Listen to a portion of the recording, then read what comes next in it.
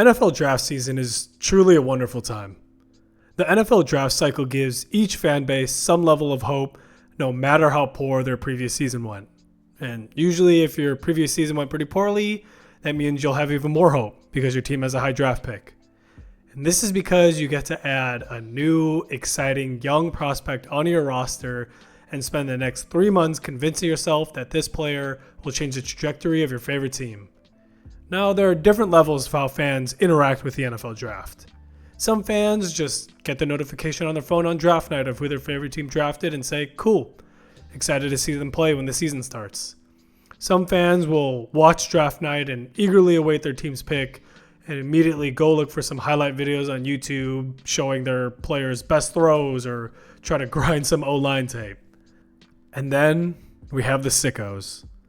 These fans will meticulously pore through hours of all-22 tape, read endless scouting reports, look at consensus big boards to see where there could be potential value, peer through RAS scores, listen to draft podcasts, use draft simulators and try to trade down to gain additional day 2 picks, and of course, consume so many mock drafts. Mock drafts have become a true staple of the NFL draft season. And it seems that every single publication now puts out their own mock draft that is updated multiple times a week. Many of the draft experts that put out these mock drafts will take into consideration team needs, insights or rumblings they may receive from league executives, prospect performance in all-star games and practices like the Shrine Bowl and Senior Bowl, and many other factors when placing a certain prospect with a certain team. Now, some draft experts are more reputable than others, especially given the fact that anyone can call themselves an expert nowadays. But with the highest accuracy mock draft not even passing 40% accuracy in 2024, why do we as football fans even pay attention to the endless stream of these mock draft lists? But before we get into why we engage with the nonsense that is mock drafts, let's go back in time and see where this all even started. The exact history of NFL mock drafts is unclear, but many articles that I found pin the origins of mock drafting to Ray Byrne, a funeral home manager from Pittsburgh, as the first individual to create and publish a list of available prospects for an NFL draft dating all the way back into the 40s. And it said that the words mock draft weren't actually even put to paper until the 1950s, when articles began to explain how a few teams prepared for the draft. From that point, mock drafts began to gain more popularity in the late 70s and early 80s, with a small group of individuals gaining notoriety during that time who gained the title of draftnik. Names like Jerry Jones, a pharmacist from Ohio who produced a book called The Drugstore List, which was a 30-page pamphlet with his breakdown of each position. Joel Bushbaum was an American sports writer who got his start at Pro Football Weekly, hired as their draft expert, and eventually turned into the author of the Pro Football Weekly's draft book.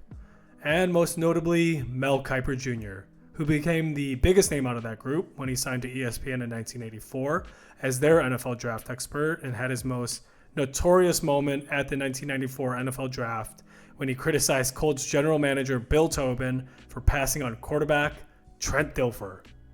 But heading into the 90s, as the NFL was gaining more and more popularity, newspapers began hiring NFL writers to join their publication. And most of these newspapers had a shared job requirement: mock drafts.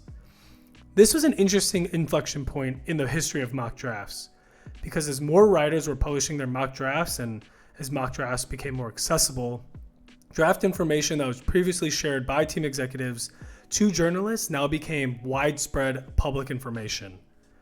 But with more and more teams having their information leaked, even though they were the ones talking about it, teams began tightening the funnel on information leading up to the draft. This led writers to begin to create their mocks with more speculation than actual information. Then, with the introduction of the internet, mock drafts became a wide-stream sensation and reached its final form as many of us know it today. Names like Daniel Jeremiah, Todd McShay, Albert Breer, Dane Brugler, and many others ushered in the next generation of draftniks that inspired another generation of draft experts that many of us follow and consume to this day. The internet has created endless NFL draft personalities that we can go to for draft expertise, and for scouting information about draft prospects from colleges that we've never even heard of before. Pros, cons, transferable skills to the NFL, off-field concerns, height, weight, wingspan, hand size, 40 times in high school, what they like to eat, and the list just goes on and on. In today's day and age, I don't think you need to be some sort of tapped-in journalist to do a good mock draft. And I'm pretty sure that most of the guys doing draft content nowadays know that they're going to be proved wrong on draft night in one way or another. And that's just the name of the game. That's why some of my favorite draft coverage to watch is when creators do a what would I do mock draft rather than just trying to predict, because it gives you a different perspective from the sea of mock drafts that just do the same thing over and over again. This makes draft coverage fun. It gives us fans more interesting scenarios to consider leading up to draft night. Because even for the most reputable draft experts that are plugged into each of the NFL front offices, for them, the draft will still be a crapshoot. Let's just use the 2023 draft as an example. Many experts had Will Levis going number 4 to the Colts in their final mock draft leading up to draft night. Now, that obviously didn't happen, and Levis ended up slipping to the second round, and of course had to painfully wait in the green room all night just for his name to be called. Also, who could have predicted 8 teams passing on Jalen Carter, only for the Eagles to trade up and add an amazing talent to their already embarrassment of riches? I didn't, neither did any of the mocks that I found. But at this point, we expect mock drafts to be inaccurate and for there to be unexpected moves during the draft that no one could have ever predicted. And mock drafts just seem harmless, right? Just a fun exercise to do leading up to the NFL draft. But I don't know if that's totally true. Mock drafts establish very strong expectations for what a team should do in the draft. Granted, many draftniks have good rationale for the picks that they make, but often they make these decisions in terms of how a team should go about their draft process. Draft experts always think that teams should try to maximize value above all else. This is why draft experts will obsess about draft steals and praise teams for choosing their favorite under-the-radar draft prospects while ridiculing teams when they don't follow their draft ideologies. But the concept of value in the NFL draft is such a flawed system if you think about it. Let's break it down. Draft analysts and experts rank the available college prospects and put them in a numbered list. We'll use Pro Football Network's 2023 Consensus Big Board as an example. Analysts will scout players and assign them rankings based on how they view these players and the likelihood of success that they think they'll have in the NFL.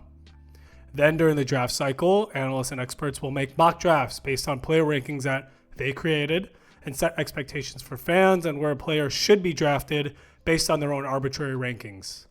So draft night rolls around and let's say a team with the 12th and 18th pick in the draft chooses the 25th and 44th ranked player on the big board at non-premium positions with those 2 first-round picks. Draft experts will say that this team didn't maximize the value of these early picks and say that the team didn't have a good draft based on the player rankings that they created. While another team chooses 3 players with their first 3 picks that were all considered good value picks because these picks were made later than their positions on the big board.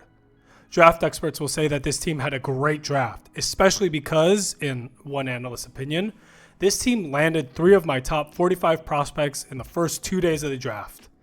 And then after the draft is all over, there will be analysis on made-up metrics like draft capital over expectation to rank the 32 franchises and how much value they were able to extract from the draft based on where certain players were expected to be drafted. So let me get this right. Experts provide their opinions on how a team did in the draft based on their opinions of prospect rankings that they created before the draft. And then will judge teams on how much value they got, but that value is all based on numbered lists that they created. I don't know. Something's fishy here. The team that performed well in this scenario was the Giants, while the team that performed poorly was the Lions. We see how both of these draft classes have turned out, and the Lions' 2023 draft really shined a harsh light on the idea of value and how that can be a flawed way of thinking at times. Now, I will say, all of the Giants' first 3 picks made sense at the time, and they were widely praised for a reason. And these players are still very early into their careers, so it's not like the book has been written on any of these players. And this is just one example from one draft class, so I don't want to make it seem like player rankings are always wrong because Draft analysts do generally know what they're doing, but I just think that the overall process and evaluation of value when it comes to draft analysis is inherently flawed. There's no way to determine true value until these guys have had at least one season, but more likely 2 or 3 seasons, but that won't stop them from endlessly talking about it. And this all leads into the second part of the mock draft cycle, which are the post-draft grades. Grades are always a silly exercise because how can you truly judge a pick without seeing them play? But we can't get enough of them because fans want validation. They want to feel like their team did a good job. And like we covered before, most of the times, grades are given based on how much value a team was able to extract from the draft, which skews the perception of the actual players being taken. With the 12th pick in the 2023 NFL Draft, the Lions selected Jahmyr Gibbs. This was a true shocker. A running back not named Bijan Robinson getting drafted in the first half of the first round was not an expected pick, even though Jahmyr was an incredibly talented and athletic college prospect coming out of Alabama. There's been a lot of revisionist history given Gibbs' rapid success in the NFL, but most experts gave the selection an incredibly poor grade on draft night. A lot of this criticism wasn't even given because Gibbs wasn't a good player, but a lot of this criticism is because these experts believe that you should never take a running back that early in the draft, especially since the Lions already had David Montgomery and DeAndre Swift on the roster. This unexpected pick of an unexpected player caused a lot of confusion. I mean, why would the Lions go with a player that they theoretically could have gotten in the second round? But the Lions' next pick made the NFL draft community go into a tailspin. With their next first-round pick, the Lions selected linebacker Jack Campbell out of Iowa. A linebacker and a running back selected in the first round in 2023? How could the Lions do such a thing? Maybe if this was 2005, this draft strategy would have made sense, but in 2023, no way. This pick wasn't as critically graded as a Gibbs pick, but I also think it's because this was the later of the Lions' 2 picks, so maybe it just wasn't judged as harshly. The true criticism came when these 2 first-round picks were evaluated in tandem.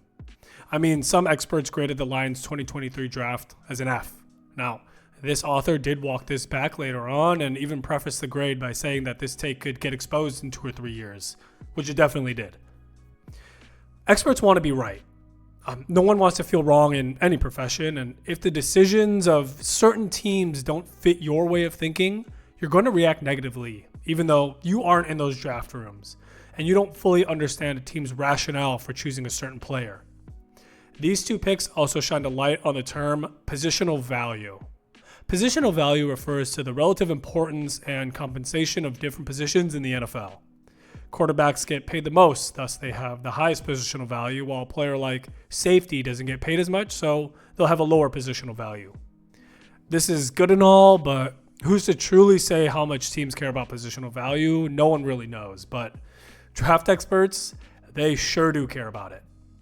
One team that we know for sure doesn't care is the Detroit Lions and GM Brad Holmes, who donned a positional villain hoodie at a press conference just to show his disdain for that term. After the draft, Brad Holmes said in a press conference, "When I got tipped off on positional value, I didn't even know what that was. This was like a new analytic. I didn't know what it was. I thought about it and I was like, positional value? Pick a position, not a player? Aren't we looking for football players? I'm looking for these guys." Now, this isn't a Brad Holmes video, and there is a theoretical world where this draft could have turned out very poorly for the Lions if the players didn't hit. But he was confident about the players he chose, and it worked out, no matter position of value or not. Gibbs has proved his value 10 times over in his short career thus far, and Jack Campbell provided very solid production in his sophomore year, so these 2 first-round picks seem to have proved their worth. Grades are the easiest way to tie a bow on the mock draft cycle. Of course, they're flawed, but they're just the perfect piece of content because they make us happy when it's a good grade for our favorite team, and we give them even more engagement when they feel like they're wrong. Mock drafts are great at providing us with information about prospects and serve as a good source of entertainment in an otherwise slow period of the offseason. But to think of them as the truth and to base all of our expectations about a player on where they are typically mocked can be a futile exercise. So again, that begs the question, why do we pay attention to mock drafts? For some, the NFL draft can be seen as something of a hobby. You love football, and the draft is an extension of one of your passions. For others, maybe you like to play franchise mode in Madden and you enjoy playing pseudo GM, so the draft and mock drafts just naturally pique your interest. But I think for those that do enjoy the process of looking into mock drafts, it's really an opportunity to feel involved in your favorite team's draft process. Football fans spend so much time and energy into the games during the season, so during this off time, we just want to feel like our team is doing the right thing and making the right moves to put our favorite teams in the best position to succeed. Mock drafts are here to stay. There's no doubt about that. But at the end of the day, rankings are arbitrary opinions, and we never know how certain players will look in certain situations or what really goes into a team's draft process. So let's just all be patient and give these new crop of players some time to get settled into the league and not be so quick to judge based on what we expect to happen during the draft.